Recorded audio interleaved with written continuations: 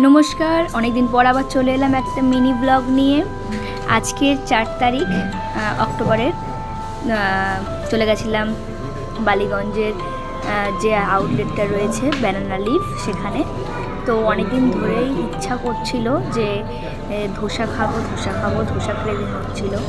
তো অঙ্কিতার কাছ থেকে খবর পেয়ে গেলাম যে এরকম একটা জায়গা রয়েছে যেখানে সাউথ ইন্ডিয়ান ফুড খুব ভালো তৈরি হয়। তো সেখানে চলে গেছিলাম।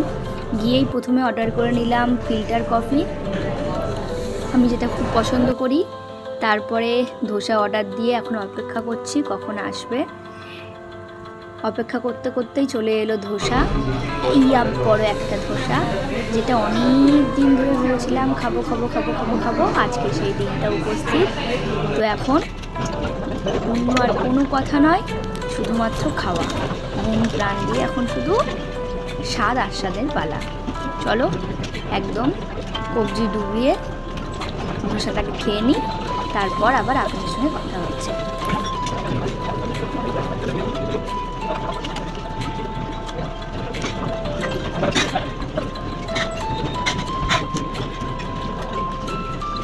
পাত একেবারে পুড়ে পরিষ্কার করে সমস্ত বাটি প্রায় অর্ধেক খালি হয়ে গেছে। এবার অর্ডার দিলাম দই বড়া। দেখুন দই বড়াটা কত সুন্দর দেখতে লাগছে, উপরে শুকনো বোঁদে ছড়ানো।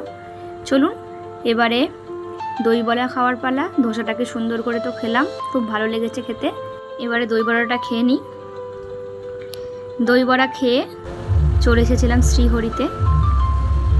ওখান থেকে মায়ের জন্য দুটো দুল কিনলাম। এই একটা ডিজাইন, আর এটা তালা দেওয়া, আর এটা হচ্ছে ওই বালির ডিজাইনের উপরে, যাতে সবসময় পরে থাকা যায়। তো এটার একটা ভালো দিক কি, এটা দুরকমভাবে পরতে পারো। এটা একটা ডিজাইন, এটাও সামনে রেখে পরতে পারো, আবার এটাও একটা ডিজাইন, এটাও সামনে রেখে তুমি পরতে পারো। দুরকমভাবেই পরতে পারবে। তো চলো আজকের ভিডিওটা এখানেই শেষ করছি। সবাই ভালো থেকো, সুস্থ থেকো। আবার দেখা হবে অন্য একটা মিনি ব্লগে।